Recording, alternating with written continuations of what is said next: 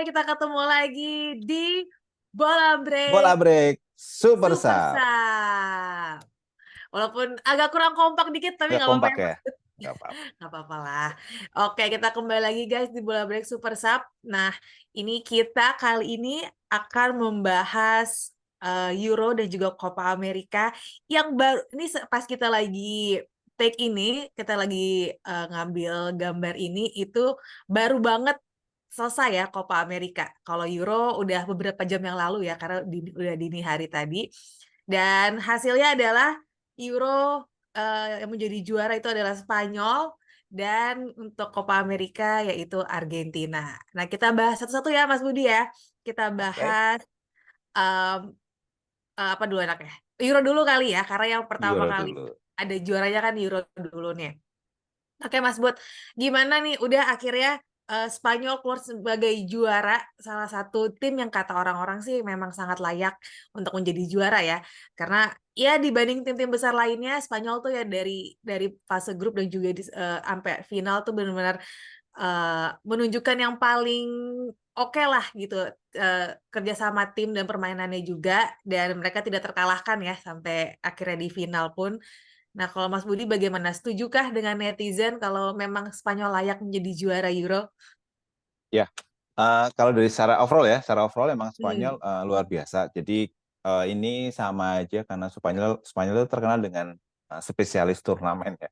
Jadi sejak kualifikasi pun mereka sangat dominan, kemudian juga punya permainan yang atraktif lah, dan itu dilanjutkan sampai ke Euro 2024 ini. Jadi seperti tadi Ikri udah bilang, Spanyol kan nggak terkalahkan ya, nggak terkalahkan. Oh. Kemudian di fase fase grup juga apa namanya luar biasa gitu kan. Hmm. Mereka tidak terkalahkan, kemudian mereka juga sangat kalau menurut saya sih apa namanya walaupun nggak terlalu produktif, tapi mereka menang di saat yang tepat gitu ya. Walaupun cuma Hmm. mencetak berapa ya, 5 gol ya, 5 gol, tapi paling nggak mereka bisa membuktikan bahwa menghadapi Italia sang juara bertahan, kemudian si kuda hitam Kroasia, kemudian juga Albania, mereka sempat ke apa namanya kerepotan gitu kan, kerepotan kecuali lawan Kroasia ya yang Hmm. menang 3-0. Jadi di luar itu mereka sanggup apa ya namanya ya istilahnya eh, melepaskan beban gitu, melepaskan beban walaupun di grup itu mereka di bawah unggulan Italia, tapi secara apa ya, secara formasi pemain kemudian secara komposisi pemain mereka itu sangat sangat layak sih, sangat layak untuk lolos dari fase grup. Kemudian kalau kita sekedar report ya, sekedar mengulang apa yang terjadi di fase knockout, juga itu Hmm. membuktikan bahwa Spanyol memang punya kualitas yang luar biasa. Ya. Pelatih De La Fuente itu sanggup apa ya? Yang paling mengejutkan kan ketika mereka bisa mengalahkan Jerman ya, mengalahkan Ya. tuan rumah gitu dengan skor 2-1 yang membuat semua orang akhirnya yakin saat itu Yakin, juga, ya. Benar. termasuk Ikri mungkin ya, dan Ya, sahabat benar. bola.com semuanya, bahwa Benar. Spanyol pasti akan menjadi juara gitu karena mengalahkan Jerman gitu. Jadi secara kualitas, secara pengalaman, experience, kemudian secara De La Fuente juga ya, walaupun dia pelatih baru tapi dia udah lama di junior, artinya dia sangat tahu akar sepak bolanya Spanyol gitu. Jadi ini kan Hmm. sebenarnya kalau kita lihat ya secara umum di final itu antara Inggris sama Spanyol, dua dua kutub yang sangat berbeda gitu kan, dua kutub yang sangat berbeda. Jadi satu lebih cenderung kepada fisik ya katakanlah ya, satunya lagi lah lebih kepada teknik, dan Spanyol memang membuktikan bahwa mereka secara komposisi permainan, secara alurnya itu, secara statistik bahkan kita bisa lihat itu membuat Inggris dalam tanda kutip kasihan gitu kan. Karena Hmm. mereka kalau kita lihat langsung ya, kalau kita langsung kan sangat dominan ya Spanyol ya, penguasaan bola as always lah gitu. Jadi dan itu menjadi bukti bahwa sebenarnya Spanyol ini sangat sangat matang dari tahap satu ke tahap yang lain, dan 2 gol yang tercipta itu juga membuktikan sekaligus mental mereka yang luar biasa. Kalau selama ini kan Inggris kalau di babak apa namanya, kalau di babak sebelumnya kan identik dengan gol-gol menit akhir ya, ataupun Ya. gol-gol krusial. Hmm. Sekarang Benar. dibalas oleh Spanyol gitu. Jadi ini hal yang memang membuktikan dua tim ini ya secara mental sangat bagus, tapi hasil akhirnya membuktikan bahwa Spanyol tuh memang apa namanya istilahnya ya, lebih siap lah untuk mengarungi Iya. babak final. Jadi 2 gol itu Hmm. juga menjadi cerminan sih. Nico dan Mikel Rizal itu memang apa deh ya, dua dua tipikal gol yang kalau menurut saya Spain banget gitu, Spanyol banget Hmm. gitu. Hmm. Jadi Cole Palmer juga bagus sih golnya ya, tendangan jarak jauh dan tapi kali ini emang Inggris harus menangis sih.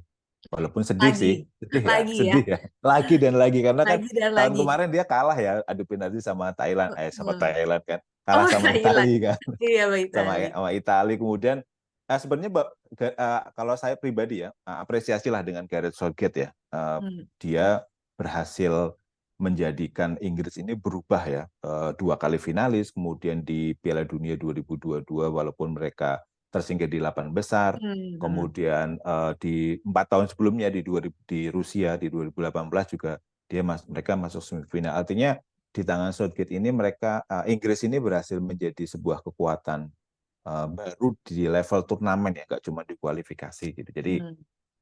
ya kembali lagi ke final, ya itulah nasib Inggris dan Hmm. kita harus kasih selamat Iya. ke Spanyol sih Tapi setuju gitu. sih, maksudnya kalau tadi kita berbicara ya banyak juga mungkin ya yang apa namanya, kan Inggris tuh dari awal memang banyak kritikan ya yang masuk buat entah itu buat Southgate sendiri ataupun juga buat tim dan juga buat pemain-pemainnya gitu. Tapi setuju sama Mas Budi kalau memang kalau Gareth Southgate itu membawa hal yang positif lah untuk timnas Inggris gitu ya. Mungkin walaupun belum juara gitu, tapi ada kemajuannya lah gitu. Cuman kayaknya kalau dibandingkan sama Spanyol, kalau aku pribadi nih ya Mas Budi ya, mungkin nanti bisa ditambahin juga.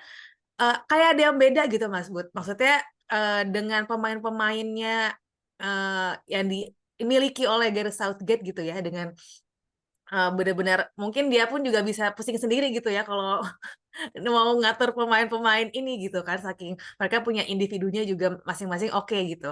Tapi kayaknya ada sesuatu yang miss gitu Mas Bud dari cara menangani, mungkin kan juga karena pemain Inggris juga banyak pemain mudanya ya, dan Spanyol pun juga sama gitu kan.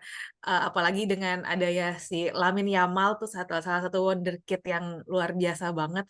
Tapi kayaknya ada sesuatu yang kurang gitu yang bisa dari Gareth Southgate dan juga dari apa namanya, dari Spanyol gitu. Apa kira-kira ya Mas Bud ya?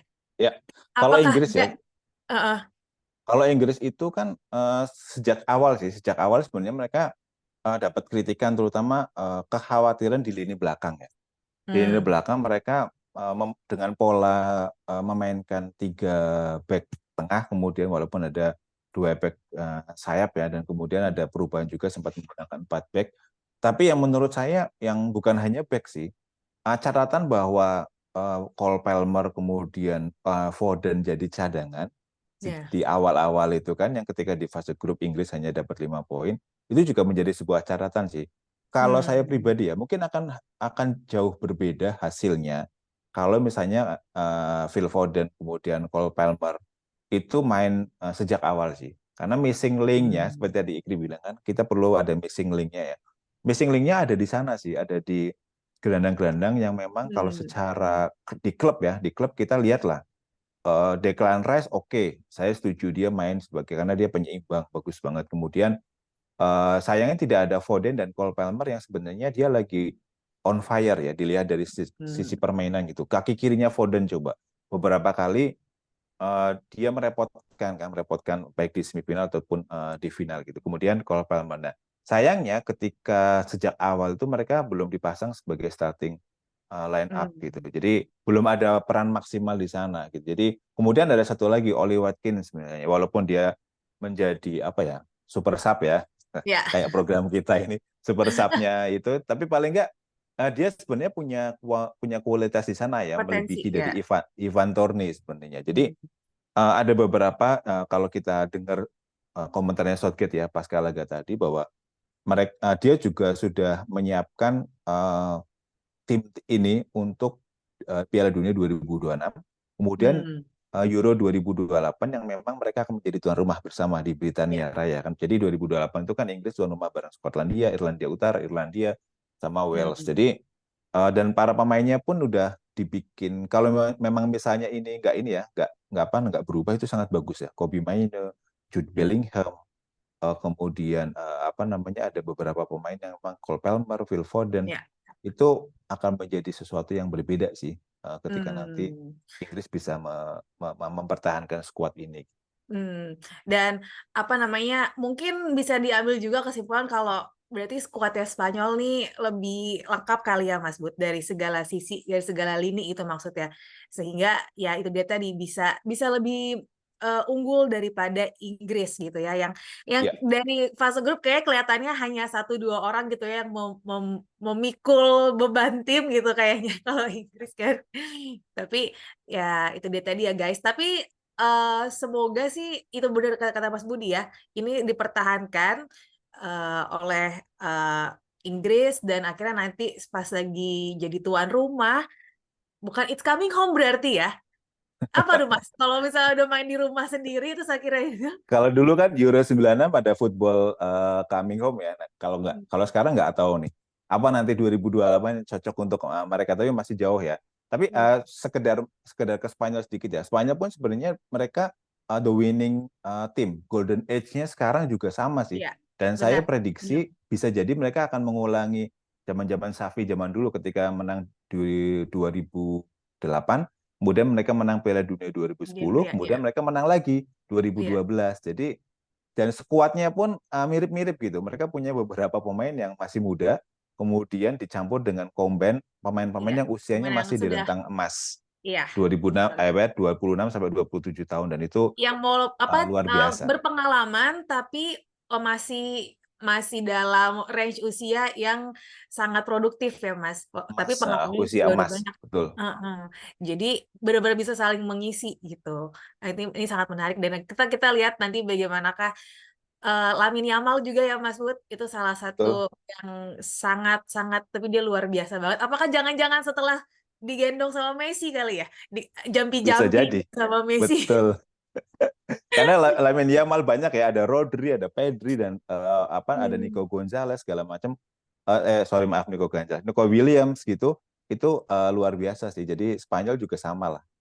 Sangat tantangan yang luar biasa Ya. di 2026 di Piala Hmm. Dunia 2026. Semoga Indonesia ada di sana, dan juga Euro 2028 untuk bertahan gelar. Oke, Itu itu Tri. tadi kita bahas Euro. Tapi kalau ini terakhir nih, Mas Bud, sebelum kita nanti ke segmen kedua kita bahas Copa America, berarti sepanjang Euro ini kira-kira kalau menurut Mas Budi sukseskah atau sepertinya agak kurang atau bagaimana Kalau untuk gaung di Indonesia euforianya? kayaknya kurang ya. Dan memang dan Euro 2024 ini satu di antara Euro yang Piala Eropa yang terlalu banyak kontroversinya ya di lapangan Hmm, ya. Kita lihat ada penonton yang masuk berapa kali tuh, ada banyak ya, banget ya, sampai selfie Portugal, kemudian ya. selebrasi yang merah demiral dan yang Sampai memang kemarin juga viral, terakhir Alvaro Morata hampir gagal tampil di final tuh gara-gara kena ketekel sliding sama ke sliding sama petugas keamanan. tugas keamanan gara-gara ada Iya. pitching feather ya. Betul. Nah, itu jadi menjadi catatan sih sebenarnya, dan ini akan saya pikir panitia di 2028 juga sangat sangat sangat mengantisipasi ya, karena kita tahu sendiri lah budaya sepak bola di Inggris atau Oh Britania iya, Raya kan bisa benar. sangat luar biasa di sana gitu. Gitu, Hmm. Kri. Oke deh kalau gitu guys, sekali lagi selamat buat tim nasional Spanyol dan juga para pendukungnya ya yang ada di manapun kalian berada. Selamat. Nah, kita akan ngomongin sekarang kita akan terbang ke benua Amerika karena kita akan ngomongin Copa Amerika. Tapi nanti ya di segmen kedua. Jadi jangan kemana-mana, tetap di Bola Bola Break break Super Super Sub. Sub.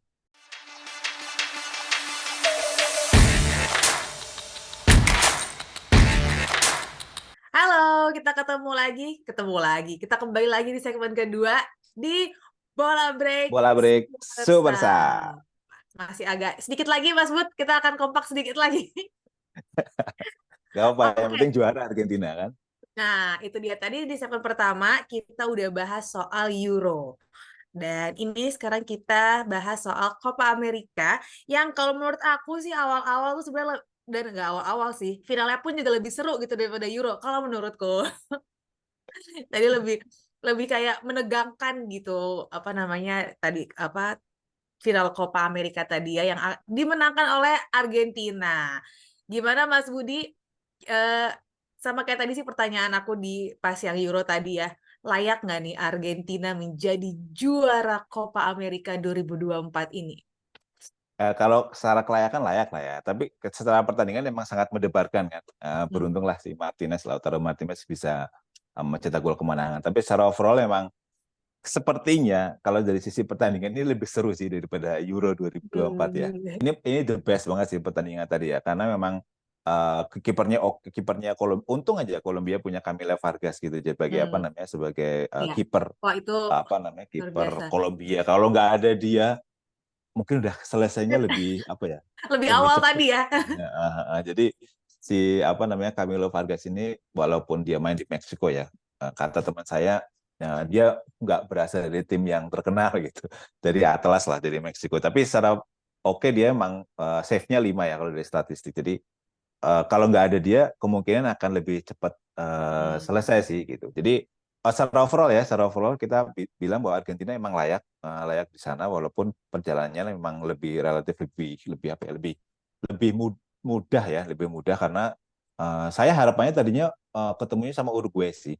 Nah, Tapi ya bagaimanapun sama kita sama nggak sama. bisa ya, itu hanya menebak-nebak aja. Jadi lawan yang paling berat di fase knockout Argentina hanya Ekuador, itu di babak Hmm. apa namanya perempat final, kemudian di semifinal relatif lebih mudah lah karena lawan Kanada ya, dan di final emang baru ketemu nih jagoannya karena Kolombia berhasil mengalahkan Uruguay gitu. Uruguay. Jadi secara overall ini sangat bagus. Argentina meneruskan tren yang keren. Pelatih Lionel Scaloni juga semakin oke setelah juara di 2022 dan Lionel Messi yang udah tua makin menjadi dan saya pikir dia bisa sekarang para penggemar Lionel Messi bisa war nih, bisa perang lawan penggemarnya Cristiano Ronaldo kan. Nah, Karena di saat yang dibandingin deh. bersama Dibanding-bandingin lagi deh nih ya. mau nggak mau kan, karena di saat yang bersamaan Portugal keok ya di Ya. Euro kan, lawan Perancis. Jadi sementara di belahan bumi yang lain Lionel Messi yang notabene main di MLS itu bisa membawa negaranya stabil konsisten menjadi juara di Copa America walaupun tadi dia bermain cuma 66 menit ya, Iya, diganti sama karena Nico cedera. Gonzalez cedera dan kakinya kasihan banget sih. Tapi dan sempat menangis ya dan berubah Ya. menjadi senyum ketika Lautaro Martinez mencetak gol dan akhirnya Argentina juara. Kayaknya Ini nggak berasa sih itu kakinya bengkak tadi pas Lautaro Martinez nyetak gol. Dia berdiri, kayak nggak berasa tuh pas saat itu tuh kalau sakit tuh kayaknya. iya. Pertanyaannya Cristiano Ronaldo nonton nggak ya? Aduh, mancing-mancing nih, mancing-mancing. Karena emang seru sih Cristiano Ronaldo sama Messi. Tapi ya itu balik lagi ya. Selamat buat Messi dan moga Cristiano Ronaldo belum pensiun juga. Kembali lagi ke kekuatan Argentina sebenarnya.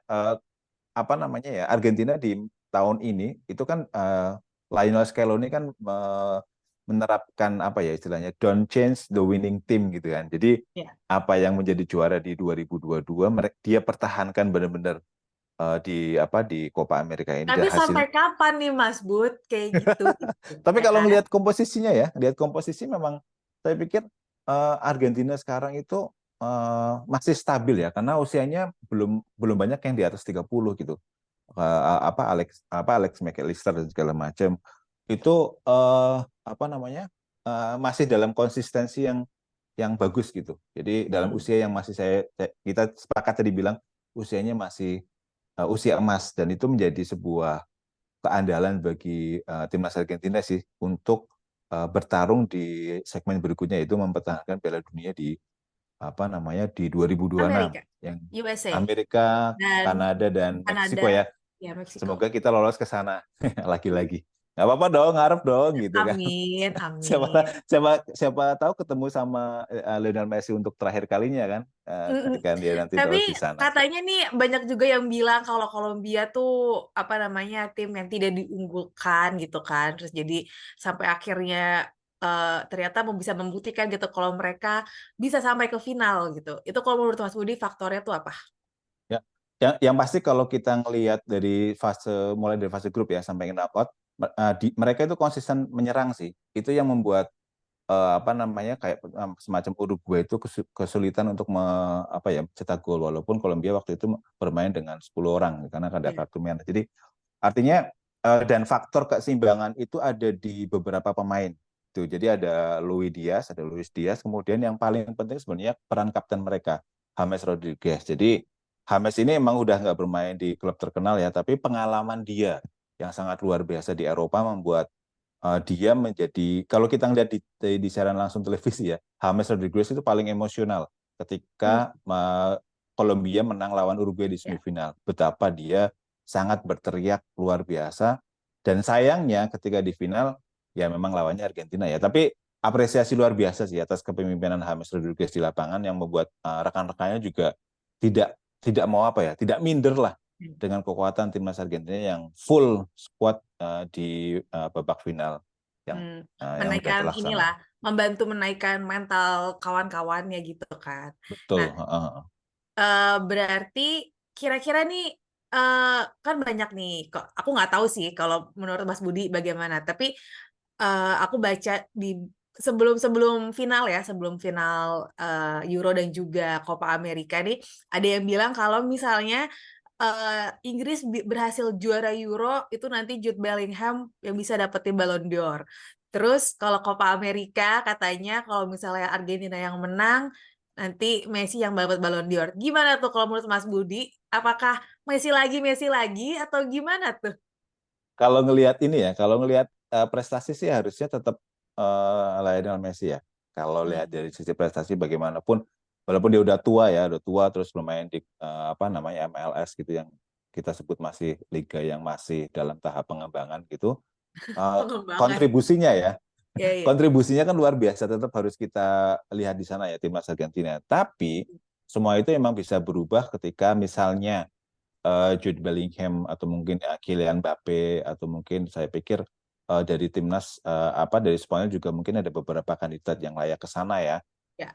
Kalau mereka bisa memberikan sesuatu yang luar biasa sepanjang tahun ini, karena tahun ini kan masih ada UEFA Nation League, kemudian ada apa namanya Liga Champions lah gitu kan. Kalau mereka bisa, ya Jude Bellingham sih di antara Mbappe atau mungkin Lamine Yamal gitu Hmm. yang berpotensi untuk menjadi pesaing kuatnya Hmm. Lionel Messi Messi untuk ya. menjadi Ballon d'Or. Tapi Gitu. apakah eh ja, apa benar tadi ya kalau misalnya Messi memang menang nih apa Messi memang juara Copa America bersama negaranya tapi Jude Bellingham nggak menang di Euro sama negaranya tapi nanti tahun ini ternyata misalnya Jude Bellingham sangat apa namanya memecahi rekor banyak lagi gitu sama Madrid terus juga menang, menang La Liga lagi menang Liga Champions lagi bisa jadi Bellingham berarti ya. Bisa jadi sama satu lagi sih, rekannya Messi jangan lupa si pencetak gol yang barusan, ya Oh, kan? Lautaro Martinez. Lautaro Martinez tetap ya, Lautaro Martinez tetap menurut saya juga bisa masuk sih walaupun dia mungkin kelasnya agak berbeda tapi paling enggak ketika dia jadi top skor sekarang kemudian dia Hmm. juga konsisten bersama klubnya apa namanya Inter Milan gitu kan itu bisa menjadi pesaing juga loh bisa menjadi pesaing Hmm. yang kuda hitam yang mungkin kayak statusnya kayak semacam Harry Kane atau enggak Arjen Aduh, Robben jangan gitu yang jangan bawa Harry Kane kasihan. itu kan ya bisa siapa tahu kan bisa jadi kan gitu karena memang bagaimanapun Hmm. kalau Lautaro Martinez ini menjadi ya sakral juga buat Argentina gitu walaupun ya itu di depan mereka dia masih harus saingan kan sama apa nama Julio Alvarez masih sama Lionel Messi gitu tapi paling enggak Lautaro Martinez ini membuktikan bahwa dia bisa kok mengemban tugas ketika Messi nggak ada dan Ya. terbukti pada final Copa America dia bisa mencetak gol di saat-saat kritis gitu kan menit berapa 112 ya jadi itu menjadi nilai plus tersendiri lah dan catatannya hanya Hmm. satu sih ketika dia kembali ke Inter Milan bisa kembali ke Eropa lah ya bisa nggak dia konsisten di Liga Champions Ya. 2004-2005 ini sebagai salah satu penilaian dari apa namanya poin-poin yang akan dibahas di Ballon d'Or tahun 2024 ini gitu. Hmm.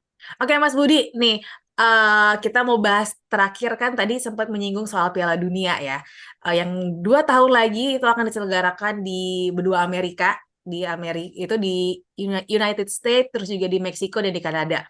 Nah, tapi yang menjadi perhatian belakangan-belakangan ini khususnya pas juga lagi pas lagi Copa Amerika berjalan itu adalah soal keamanan, karena kan kayaknya banyak banget ya kita lihat juga di sosial media gitu ya fans-fans yang sangat lumayan kecewa lah dengan keamanan yang ada di Copa America gitu.